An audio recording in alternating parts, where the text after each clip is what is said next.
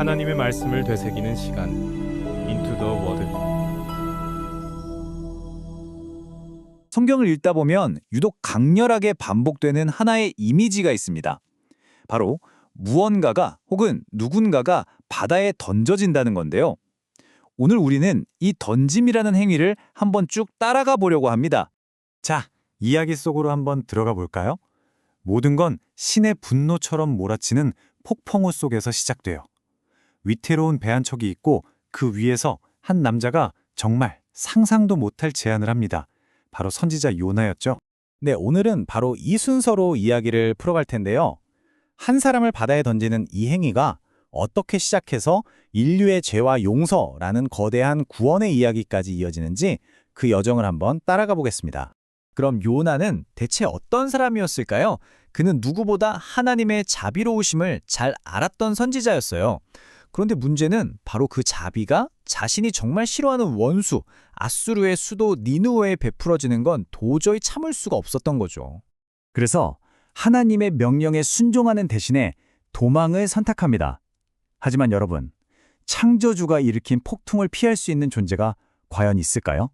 요나서 1장을 자세히 보면 진짜 흥미로운 게 있어요. 히브리어로 툴이라는 단어, 우리말로는 내던지다라는 이 행위가 계속해서 반복되면서 마치 한 편의 드라마처럼 이야기가 전개되거든요. 한번 보세요. 첫 번째, 하나님이 심판으로 폭풍을 던지시죠. 두 번째, 사람들은 어떻게든 살아보려고 자기 재산을 바다에 던져요. 세 번째, 바로 그 문제의 원인이었던 요나가 자기를 던지라고 고백하고 마지막으로 사람들이 그 고백을 듣고 요나를 바다에 던져 희생 제물로 삼습니다. 심판, 인간의 헛된 노력, 죄의 자백, 그리고 희생. 이 거대한 드라마가 던진다는 이 하나의 행위에 전부 담겨 있는 거예요. 그런데요, 요나의 이 극적인 경험은 그냥 한 사람의 이야기로 끝나지가 않습니다.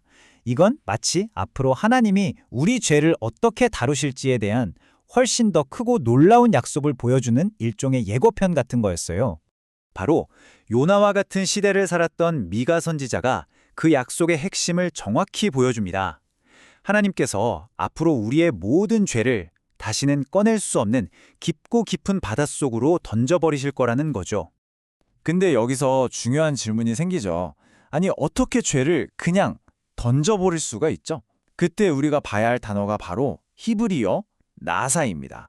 이게 그냥 용서하다는 뜻이 아니에요. 단순히 빚을 없던 일로 해주는 걸 넘어서 누군가가 그 빚의 무게를 직접 들어 올려서 대신 짊어지고 감당한다는 의미가 담겨 있습니다. 이 대신 짊어지는 마음이 모세와 요나를 비교해보면 정말 극명하게 드러납니다. 모세는 자기 백성의 죄 때문에 차라리 자기를 생명책에서 지워달라며 스스로 던져질 각오를 하거든요. 반면에 요나는요, 원수들이 용서받는다는 사실 그 자체에 분노했죠. 자, 이제 이 던짐이라는 드라마가 어떻게 클라이맥스를 향해 달려가는지 그 이야기의 가장 중심부로 들어가 보겠습니다. 다시 이 근본적인 질문으로 돌아와야 합니다. 공의로우신 하나님이 어떻게 죄를 그냥 없던 일로 하실 수 있는가? 그 죄의 무게는 그럼 누가 다 감당하는가? 그 답은 아주 심오하면서도 놀랍도록 명확합니다. 하나님이 우리의 죄를 깊은 바다에 던지실 수 있었던 단 하나의 이유, 바로 그분의 아들 예수가 우리 대신에 먼저 그 심판의 폭풍 속으로 던져졌기 때문입니다. 요나서에서 나왔던 그 던짐의 드라마 기억나시죠? 그 모든 장면이 바로 이 십자가에서 하나로 완성됩니다.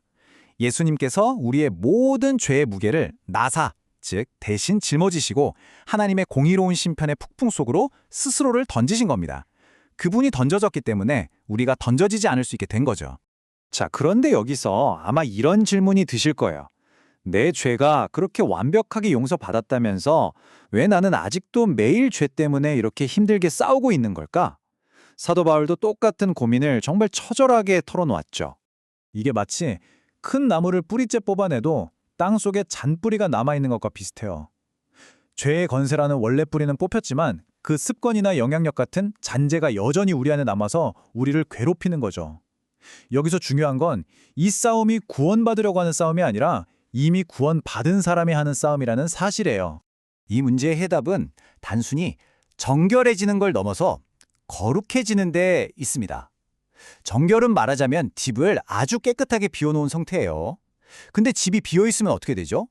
금방 먼지가 쌓이고 다시 더러워질 수 있잖아요. 하지만 거룩은요, 그 깨끗해진 집에 주인이 들어와서 살림으로 가득 채우고 보호하는 상태인 거죠. 그러니까 죄의 영향력이 남아있는 이 낡은 토양에서 나 자신을 뽑아내서 하나님의 생명력이 넘치는 새로운 뜰에 계속해서 나를 심는 노력이 필요한 겁니다. 그럼 이 모든 놀라운 진리가 어떻게 머리로만 아는 지식으로 끝나지 않고 내 심장을 뛰게 하는 실제적인 고백이 될 수 있을까요? 그 마지막 열쇠를 한 이야기 속에서 찾아보겠습니다. 예수님을 3번이나 저주하면서 부인했던 베드로, 그의 죄도 물론 예수님과 함께 깊은 바다로 던져졌죠. 부활하신 예수님은 실패와 죄책감에 무너져 있던 베드로를 찾아가세요. 그리고 하필이면 그의 실패의 상징이었던 숯불을 다시 피우십니다. 하지만 그를 다그치지 않으셨어요. 예수님은 그냥 괜찮아, 너 용서했어 라고 선언하지 않으셨습니다.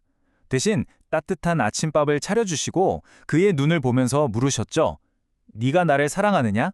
바로 이 개인적이고 인격적인 만남, 용서를 넘어선 사랑의 초대가 차가운 머리의 선언을 뜨거운 심장의 고백으로 바꾸는 힘입니다. 우리의 죄가 이미 깊은 바다에 던져졌다는 이 엄청난 선언이 어떻게 오늘 나의 실패와 연약함을 이겨내는 심장의 뜨거운 고백이 될 수 있을까요? 갈릴리 호숫가의 그 숯불 앞에서 우리 각자의 답을 찾아볼 수 있기를 바랍니다. 들어주셔서 감사합니다.